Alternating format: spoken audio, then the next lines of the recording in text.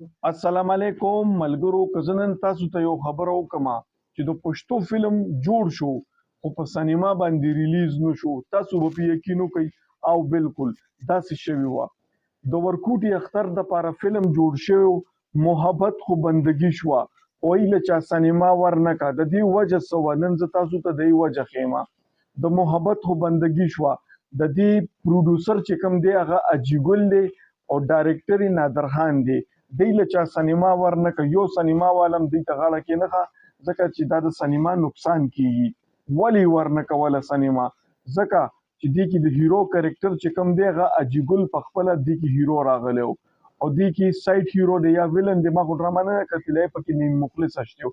نه دې کې ارباز خان و، نه دې کې جهانګیر خان و، نه دې کې شاهد خان و او نه دې کې عجب ګل و چې تا دې څلور هیروګانو کې یو هیرو نه دی کاسټ کړی. نو دا خو بیا ټیلی فلم شو که نه. خو دوی په دغې خوبونو کې ناران کاغان کې ټول ریکارډینګ وکړو او دا څلور هیروګانو کې یو هم نو کاسټ کړی.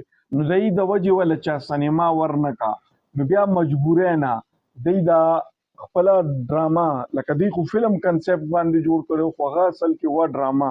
محبت خو بندګي شوه د دې ډرامې نوم دی او دی بیا په مجبورۍ نه مسافر سی ډي باندې ریلیز کو. یوټیوب چینل دی دا، په یې باندې ریلیز کوی او پته نشته چې په څونه پیسو باندې دا اخیستی دی. نو زما د ویډیو جوړولو مقصد دا و چې کله فلم جوړې نو کوشش به دا نه کوې چې زه فلم جوړم زه یم زه دې پکې هیرو راشم یا زه دې فیمس شم. دا داسې نه کوم چې د سینما هیروګان دي به خامخا کاسټ کې ګینې بیا به درته سینما نه میلاویږي او مجبوری نه به دا ډرامه یا فلم ستاسو چې څه سوچي هغه بیا مجبوری نه په یوټیوب باندې اپلوډ کوئ.